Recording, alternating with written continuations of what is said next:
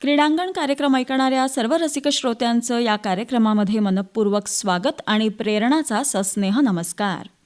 श्रोते हो, बालपणीच्या काही आठवणी तसंच स्वातंत्र्यानंतरचा काळ ज्यांनी जवळून पाहिला त्यावेळचं अतिशय शिस्तबद्ध असं वातावरण, खेळाला दिलं गेलेलं महत्त्व, त्यानिमित्तानं होत असणारी भ्रमंती आणि या सगळ्यातून जे काही अनुभव मिळतील त्या अनुभवाची शिदोरी इतरांपर्यंत पोहोचवणं, काळानुसार बदलणं, या सगळ्यातून जो खेळ आपल्याला आवडतो त्या खेळाचं वैशिष्ट्य समजावून घेणं, त्यातले बारकावे जाणून घेणं आणि करिअर घडवण्यासाठी खेळाचा कसा आपल्याला उपयोग होतो याचा विचार करून प्रत्यक्षात आणणं.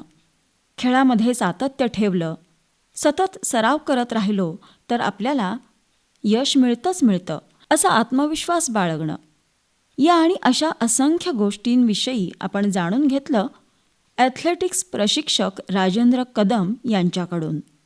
मागच्या भागामध्ये या सगळ्या गोष्टी त्यांनी आपल्याला सांगितल्या. आजही त्यांच्याकडून आपण या खेळाविषयी अधिक जाणून घेणार आहोत. तेव्हा अधिक वेळ न दवडता लगेचच ऐकणार आहोत ॲथलेटिक्स प्रशिक्षक राजेंद्र कदम यांच्या प्रेरणा साठे यांनी घेतलेल्या मुलाखतीचा भाग दुसरा. तर मला असं म्हणायचं आहे की तुम्ही जे मघाशी बोललात की समर कॅम्प तुम्ही घेता आणि विशेषतः त्याच्यामध्ये लहान मुलं असतात जास्तीत जास्त. एक आपण म्हणतो ना की त्यांना जसा आपण आकार देऊ तशी ती घडत जातात आणि म्हणून तुम्ही कदाचित लहान मुलांचाच समर कॅम्प घेत असाल, कारण ग्रीप जी पकडली जाते ती लहान वयामध्येच पकडली जाते. मोठं झाल्यानंतर तू अमुक खेळू शकतोस हे सांगणं आणि त्यानं त्याच्यावरती जास्ती काम करणं ह्याला वेळ खूप जातो. पण लहान असताना ही मुलं लवकर कव्हरअप करू शकतात आणि म्हणून तुम्ही ते समर कॅम्प जेव्हा अरेंज करत असता, मला वाटते 5वी-6वी पासूनची मुलं तुमच्या हाताखालून जात असतील ना, 10वी पर्यंत वगैरे. तर जेव्हा ही मुलं तुमच्याकडे समर कॅम्पसाठी येत असतात किंवा तुम्ही ते समर कॅम्प अरेंज करत असता, तर फक्त कॅम्प पुरतीच ती मुलं तुमच्याकडे असतात मर्यादित, का एरवी पण वर्षभरासाठी तुमच्याकडे ती येत असतात? नेमकं कसं काम असतं? अगदी बेस्ट मॅडम, कारण आता समर कॅम्प हे एक कमवण्याचं साधन झालेलं आहे. करेक्ट. म्हणूनच मला हा प्रश्न विचारावासा वाटला. आता काही तात्विक ह्याच्यातनं मी ज्यावेळेला लठ्ठे एज्युकेशन सोसायटीचं चांगल्या स्कूल इथे जॉईन झालो, मग साहजिक मला माझा क्लब सोडणं भाग आहे. जिथं आपल्याला ज्यांनी भाकरी दिलेली आहे तिथं आपलं दायित्व देणं महत्वाचं आहे. म्हणून मग मी चांगल्या स्कूलमध्ये 96ला आम्ही समर कॅम्प चालू केले परत. ओके. आमच्या समर कॅम्पमध्ये आम्ही प्रोफेशनल ठेवलं मॅडम, की येणारा मुलगा हा नुसता आलाय मजा मस्ती, किंवा काही पेरेंट्स लोक असतात, पालकांना असतं त्यांना बी विरंगुळा पाहिजे असतो, मग तिथे 8-10 दिवस सोडा आणि आपण कुठेतरी फिरून या. आम्ही ह्या पॅटर्नमध्ये नाही अडकलो. आम्ही येणाऱ्या समर कॅम्पमध्ये आम्ही एक फॉर्मॅट केलेला की तुमच्या मुलाला आमच्यामध्ये घालायचं ना, तर आम्ही त्याची 100% गॅरंटी देतो. आजही मी देतो. आम्ही असंही कधी सांगत नाही की तुमच्या मुलाला राष्ट्रीय, आंतरराष्ट्रीय, इंटरनॅशनल लेवल, नाही. मी पूर्णपणे या विरोधात आहे. आम्ही कधीही समर कॅम्पमध्ये कोणाला सांगत नाही की आताही कोचिंगमध्ये फक्त एकच सांगतो, तू कंटिन्युटी ठेवणार आहेस का, सातत्य ठेवणार आहेस का. जसं हार्ट आहे, एकच उदाहरण आहे. आणि आई, जी आई असते ती सकाळपासून संध्याकाळ 24 तास ती कंटिन्यू काम करते. वडील करतात, वडिलांचा पार्ट वेगळा, पण आई जर थांबली की सगळं कुटुंब थांबतं. तसंच आहे, हार्ट थांबलं की आपलं थांबली श्वास थांबला. तसंच आहे मॅडम, तुम्हाला जर एखादी मग गेम असेल, करिअर असेल, कंटिन्युटी जर तुम्ही नाही ठेवली, सातत्य नाही ठेवलं, तर तुम्हाला यश नाही येणार. बरोबर, अगदी. मग आम्ही ते मुलांना शिकवतो की तू येणारच ना. पालकांना मी पहिले सांगतो, कारण आजचा काल जर बघितला अलीकडे या 10 वर्षामध्ये आणि पुढे वाढतच चाललंय मॅडम. या 10 वर्षामध्ये कसं झालेलं आहे की आपण आता बघतो की मॅक्झिमम पालक एकदम शॉर्टकट झालेले आहेत. माझा मुलगा ग्राउंडवरला, माझा मुलगा अभ्यास करतो, तो एकदम 96-97% एकदम नॅशनल इंटरनॅशनल. ते आता खूप त्यांच्याकडनं डिमांड्स यायला लागलेल्या आहेत, पण कंटिन्युटी ठेवायला तयार नाही आहेत. आता मी या माध्यमातून बोलत असेल, एखाद्या पालकांना वाईट वाटेल, परंतु साहजिक कोणतरी बोललं पाहिजे. आजच्या रेशो जर बघितला तर 80% हा प्रकार आता सुरू आहे. 80% लोक खूप गडबड, पण 20%च लोक आता 20 आणि 80चा कुठं ताळमेळ लागणार. मग आमचं सांगणं हेच असतं की तुम्ही कंटिन्युटीमध्ये राहा. मग मुलगी असेल, मुलगा असेल, हा हेल्दी फिट राहिला की ऑटोमॅटिकली त्याचं एज्युकेशन टॉप राहतं. बरोबर. आता बऱ्याचशा ठिकाणी असं म्हणतात गेममध्ये आल्यानंतर की अभ्यासाकडे दुर्लक्ष होतं, चुकीचा समज आहे हा. असं कधीही होत नाही. हां, अभ्यास हा 1 नंबरला, 2 नंबरला स्पोर्ट्स पाहिजे. पण आता स्पोर्ट्समध्ये सुद्धा 42 प्रकारचे करिअर करण्याची संधी आहे. हो. तुम्ही काय वाटेल ते करू शकता स्पोर्ट्स माध्यमातून. गव्हर्नमेंट तुम्हाला एवढ्या फॅसिलिटीज दिल्यात. दुर्दैव असं तिथपर्यंत त्या लेवलपर्यंत मुलीला जाताच येत नाही. आणि याचं मूळ कारण पेरेंट्स लोक आहेत, पालक लोक आहेत. म्हणजे आता पूर्वी आठवतं का बघा मॅडम, 5:30 ते 6:30 हा खेळासाठी होता. बरोबर. सकाळचा पहाटेचा कालावधी हा 5:30 ते 7:30 व्यायामासाठी होता. आज जातात का आपली मुलं? नाही ना. आता आपली मुलं कुठे जातात? क्लासेसला अडकलेले असतात. काही गरज नाही. बरोबर. क्लास लावण्याबद्दल ना नाही, तुमच्या मुलाचं एज्युकेशनल करिअर व्हावं याच्याबद्दल बी ना नाही, परंतु आज आपलं लेकरू हा हेल्दी आहे का? ऑलरेडी आपण स्टिरॉइड सारखंच खातोय. आज प्युअर काही मिळत नाही. अगदी बरोबर. मिळतंय ते पण कोणाच्या नशिबाला असेल ते असेल. मग हा भार पण इम्पॉर्टंट आहे की आता जर एखादा मुलगा माझा अत्युच्च कामगिरी एज्युकेशनमध्ये करेल, डॉक्टर, वकील, ॲडव्होकेट, काय जे काय होईल, तो हेल्दी फिट आहे का? त्यानं जे एम्पायर उभं केलं असेल, त्यानं जे एखादी अचिव्हमेंट उभी केलं, त्याला त्याचा आनंद घेता आला पाहिजे. जसं मी घेतोय. करेक्ट. माझ्या माझ्या वडिलांनी चौघा भावांना सांगायचे, मला बाकीचं माहीत नाही, घाम पडला पाहिजे, व्यायाम केला पाहिजे, मग अभ्यास करा. थोडं 2% इकडे तिकडे कमी झाले चालेल, 5 पण झाला पाहिजे चांगल्या मार्कने. इकडं सांगण्याचा उद्देश त्यांचा काय होता की तुमचं शरीर सुदृढ तर सगळं तुम्हाला मिळणार. बरोबर आहे. अगदी बरोबर. हे आज कुठंतरी मला वाटतं दिसत नाही. कमी पडतं. हो, कमी पडतं. आणि मध्ये केवढं मोठं कोविडच्या माध्यमातून किती मोठी म्हणजे एवढं मोठं संकट आलं होतं. पण त्यातूनही आज बघतो आपण तेवढ्या पुरतं लोक सायकल घेतले, हे घेतले. काही गरज नाही ना. तुम्ही कंटिन्युटी राहा. बरोबर. आम्ही पण त्या कोविडच्या माध्यमात होतो, आम्हाला काही झालं नाही. आता मी रिटायर झालो मागच्या 30 तारखेला. बरोबर. मग अजूनही मी खेळतो. मी खेळत असताना आज माझ्यासारखे डुप्लिकेट्स खेळतात. अजून मी त्यांच्यासारखाच खेळतो, दंगा करतो, मस्ती करतो. बरोबर. मग हे का घडलं की ग्राउंडशी मी कनेक्टेड राहिलो. आज ग्राउंड सुटले. पूर्वी आपण खेळायचो सुरपारंब्या, विटी दांडू, रस्सी खेच, काय वाटेल ते खेळायचो आणि असे मळकट कपडे घेऊन जायचो. आपल्या अरे काय केलास तू, कुठे गेला, आपल्याला काय बोलत नव्हते. आज हा कुठंतरी भाग दिसत नाही. बरोबर. आणि मुलांवर लादच जायला लागलं. गव्हर्नमेंट किती देतंय मॅडम तुम्हाला. म्हणजे आता मी काय आकाशवाणीवर बोलतोय म्हणून मी गव्हर्नमेंटची बाजू असं नव्हे, पण गव्हर्नमेंट आज द्यायला बसलंय, दुर्दैवी तिथे घ्यायला कोणी नाहीये. आणि पालक एकच साईडला. असं माझी या माध्यमातून जे कोणी पालक ऐकत असतील किंवा ऐकतील त्यांना माझी एक विनंती आहे, तुम्ही तुमचा मुलगा मुलगी असेल त्याला असं काही देऊ नका की त्याला ते हे नको करू, ते नको करू, मध्येच तुम्ही त्याला डायव्हर्ट करता. ते नको. तू सगळं कर.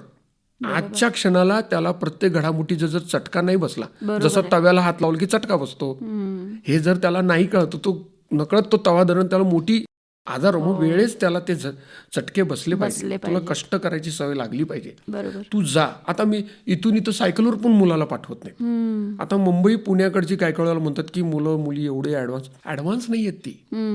तिथून ट्रॅव्हलिंग करून जातात. त्यांना लहानपणापासून ट्रॅव्हलिंगची सवय लागतात. आता इथून आमच्या मुलाला विश्रामबागला जायचं म्हटलं, नको माझा एकटा लेकरू, मग आता मी कसं करू. त्याला भीती घालतात.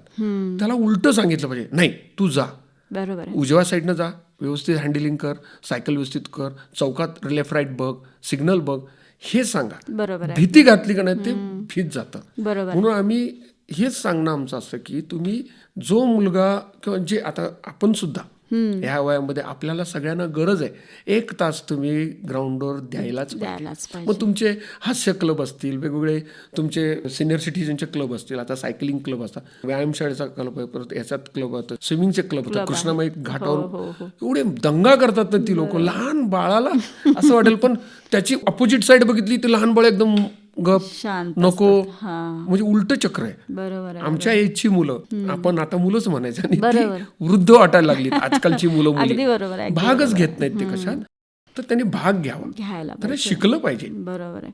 म्हणजे तुमच्या बोलण्यातून अशी एक खंत जाणवली आता की आत्ताची एकूणच पिढी जी आहे, शाळा कॉलेजमधली म्हणा किंवा करिअर घडवण्यासाठी जी धडपडते, ती सगळी पिढी स्वतःच्या आरोग्याकडे बघत नाहीये. फक्त एक पैसा मिळवण्याचं जे मशीन म्हणतो ना, तशी ही आत्ताची पिढी बनत चालली आहे थोडक्यात. आणि ह्याच्यामध्ये कुठंतरी पालक जबाबदार आहेत, ते स्वतःही आत्ताची पिढी जबाबदार आहे असं म्हणायला काही हरकत नाहीये. तर तुमच्या बोलण्यामध्ये आत्ता सर असं आलं की पालकांचं विद्यार्थ्यांच्यावरती लादणं जे आहे ते कुठंतरी कमी व्हायला पाहिजे. आणि आपण जे मातीतले खेळ खेळत होतो तिथं मातीशी त्यांची नाळ जोडली गेली पाहिजे. तर हे तुमचं म्हणणं अगदी बरोबर आहे. थोडंसं पाठीमागे जाऊन मला असं विचारायचं आहे की सगळ्यात पहिल्यांदा तुम्ही तुमच्या खेळामधून किती साली उतरलात? शाळा कॉलेजमध्ये असेल किंवा एकूणच तुमच्या करिअरची सुरुवात असेल तर ती कुठपासून झाली? माझं जर खरं करिअर चालू झालं असेल ते मी 1988-87 पासून. ओके. त्याच्या अगोदर मी मागेच राहायचो शालेय जीवनामध्ये. कुठेतरी फायनलपर्यंत जायचो एखाद्या मिडल डिस्टन्सला, कारण त्यावेळेला गट नव्हते एवढे. बरोबर. शालेय स्पर्धा आणि डायरेक्ट फेडरेशन. हां. आता अलीकडं प्लॅटफॉर्म आजकालच्या मुलांना खूप मिळालेत. त्यावेळेला तसं नव्हतं. पण खरं जर सुरुवात माझी 87-88 पासून सुरू झाली सांगलीत आल्यानंतर. मग सांगलीत आल्यानंतर एक साईड ट्रॅक पकडला की आपल्याला ट्रॅक इव्हेंटमध्ये आपल्याला करिअर करायचं आहे. ओके. त्यावेळेला आमच्या डोक्यात ते अजिबात नव्हतं मॅडम. ही सर्व्हिस, खेळामुळे सर्व्हिस लागते, खेळामुळे असं होतं. त्यावेळेला हा काय प्रकार बी नव्हता. मला चांगलं आठवतं एकच गट त्यावेळेला होता, अंडर 19, 14 अंडर 19. बाकी दुसरा गटच नव्हता. 17 नंतर अलीकडे आला. म्हणजे मी ज्यावेळेला सर्व्हिसमध्ये जॉईन झालो 96ला 17 वर्षाचा गट आला. 96ला. बरोबर. मग 14, 17, 19 शालेय गट चालू झाले. पण त्यावेळेला मी खेळत होतो फक्त 19चा गट होता. मग 19ला मी मग विभागात स्टेटपर्यंत गेलो. त्याच्यानंतर मी काय एवढं शालेयला माझी एवढी चमक नाही दाखवता आली. मग मी विद्यापीठला ज्यावेळेला आलो थोडं मग सिरियस झालो की नाही आपल्याला आता काहीतरी करायचं आहे. आता जर आर्मीत जायचं असेल, पोलीस भरतीमध्ये जायचं असेल तर फिटनेस पाहिजे आपल्याला. एक त्या अनुषंगाने माझं करिअर तिथून खरं 87 पासून चालू झालं. सुरुवात झाली. म्हणजे तुमच्या जन्मानंतर एक 20व्या-21व्या वर्षी तुम्ही खेळाकडं एक करिअरच्या दृष्टीने बघायला लागलात आणि तिथून तुमची सुरुवात झाली. पण त्यावेळेला मग तुम्ही खो खो या खेळापासूनच सुरुवात केलीत, हँडबॉल पासूनच सुरुवात केलीत की कसं केलं? खो खो पासून सुरुवात केली. नवापूरला आमच्या पापांची बदली होती. ओके. भाऊ माझा 2 नंबरचा जो एक्साईज सब इन्स्पेक्टर होता तो खो खो आणि क्रिकेट चांगला खेळायचा. मग त्याचा गेम बघायला म्हणून मी ग्राउंडवर जायचो. ओके. मग तो गेम चालू असताना आम्ही आपले कपडे सांभाळायचे, पाणी बॉटल सांभाळायची आणि उड्या मारायच्या. ते बघताना माझे सर त्यावेळेचे पाटील सर म्हणून होते, वारले ते, त्यांनी म्हटले हे उड्या मारतले, ह्याला आत घ्या. मग आत घेतल्यानंतर मग मी तसं तिथून माझं खो खो पासून सुरुवात झाली. त्याच्यामध्ये पण मी जास्त नाही, कारण विभागापर्यंत जात होतो. नाशिक विभाग आमचा असायचं त्यावेळेला नवापूरमध्ये. तिथून मग मी इकडे आल्यानंतर मी त्या ॲथलेटिक्समध्येच मॅक्झिमम करिअर केलं. पण खो खो हा बेस झाला माझा, खो खो आणि हँडबॉल. इथं आल्यानंतर मग कस्तुरबालचंद महाविद्यालयामध्ये मग मला तिथे हँडबॉलची सवय लागली. आमचे पाचोरे सर आहेत आता तिथं, फिजिकल डायरेक्टर आहेत आता ते. त्यांचा तो गेम मग त्यांनी म्हटलं अरे खेळूया का आपण, म्हटलं खेळा. मग माझी जम्प चांगलं होतं सगळ्यांना, मला एक सवय होती.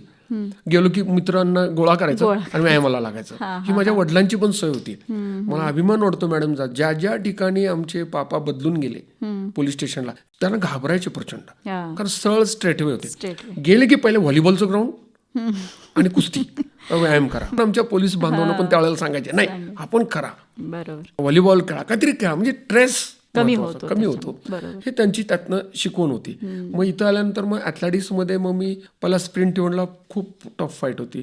मग त्यावेळेला माझा पार्टनर मंदार मोकाशी जो इंडियन ग्रँप्रिक्स पण खेळला, कार्ल लुईस जे होते जे आमचे ॲथलेटिक्समधले महान ॲथलीट US आहेत त्यांच्यावर त्यांनी रेस केलेली. म्हणजे मंदार मोकाशी हा माझा पार्टनर. मंदार आम्ही असं खेळत मग तिथून मग मी 400 हर्डलला शिफ्ट झालो. मग शेवटी मग MP.EDला औरंगाबादला ॲडमिशन घेतलं ज्यावेळेला, त्यावेळेला मग मी तिथे परत गुडघ्याचा प्रॉब्लेम होत होता लँडिंग करताना.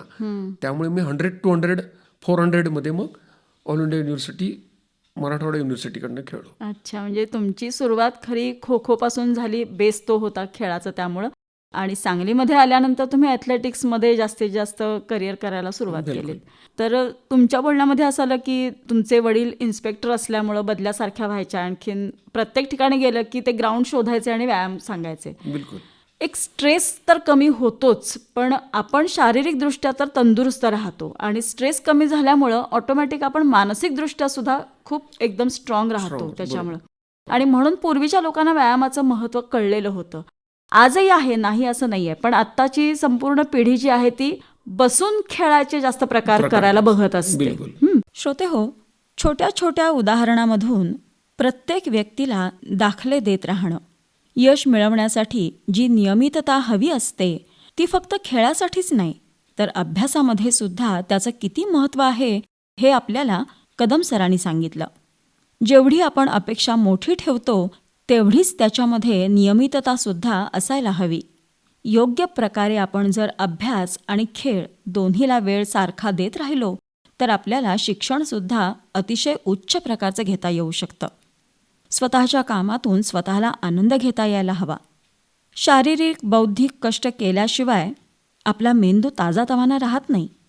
आणि श्रोते हो, मेंदू ताजातवाना राहिला की व्यक्ती आपोआपच टवटवीत राहते. पुन्हा पुढचं काम करायला एक ताकद मिळते, उत्साह वाढतो. आत्ताच्या काळामध्ये संरक्षक कवच हे जरूर असावं, पण त्याचा अतिरेक असू नये. स्वतः येणाऱ्या परिस्थितीला जर आपण सामोरे गेलो, त्याच्यातून काहीतरी सतत चांगलं शिकत राहिलो तर आपल्याला प्रत्येक गोष्टीची जाणीव राहते, कष्ट करण्याची तयारी राहते. मुख्य म्हणजे आपल्या मनातील भीती निघून जाते आणि मग निराशा पदरी न पडता आपण नेहमी आशादायकच राहतो. याचा उपयोग आपल्याला करिअर निवडीसाठी होतो. छोट्या छोट्या अडचणींना न घाबरता जर वेगळे पर्याय निवडले तर आपल्याला नवनवीन गोष्टी शोधता येतात आणि शिकण्याची वृत्तीसुद्धा वाढते. अशा बऱ्याच गोष्टींबद्दलची चर्चा आत्ता आपण ऐकली ॲथलेटिक्स प्रशिक्षक राजेंद्र कदम सर यांच्याकडून. त्यांच्याशी बातचीत केली होती प्रेरणा साठे यांनी.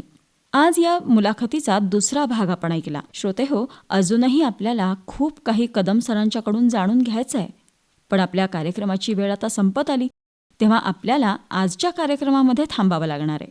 पुन्हा आपण भेटणार आहोतच कदम सरांच्या सोबत पुढच्या क्रीडांगण या कार्यक्रमामध्ये. आता मात्र क्रीडांगण या कार्यक्रमामधून या कार्यक्रमाचे सादरकर्ते श्रीयुत श्रीनिवास जरंडीकर यांच्यासह मी प्रेरणा साठे आपणा सर्वांची रजा घेते. नमस्कार.